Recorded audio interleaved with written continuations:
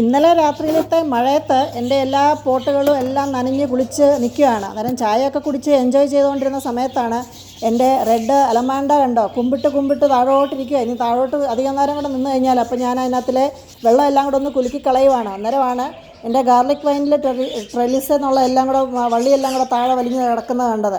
അപ്പോഴാണ് ഞാൻ എൻ്റെ ഇടയിൽ കൂടെ ഒരു സംഭവം കണ്ടത്. ഞാൻ കാണിച്ചു തരാനും. നോക്കിക്കേ വാ, ഇത് കണ്ടോ എൻ്റെ ഗാർലിക് വൈനിലെ പൂക്കൾ മുട്ടൊക്കെ ഇട്ട് വരുന്നുണ്ട്. സാധാരണ എൻ്റെ ചട്ടിക്കകത്ത് വെച്ചേക്കുന്നതുകൊണ്ട് അധികം പൂക്കളൊന്നും വരാറില്ല. പക്ഷേ ഇങ്ങനെ ആണ്ടിനും സംക്രാന്തിക്കൊക്കെ എൻ്റെ ഒരു സന്തോഷിപ്പിക്കാൻ വേണ്ടി ഇങ്ങനെ ഇടയ്ക്ക് പൂക്കളൊക്കെ വരും.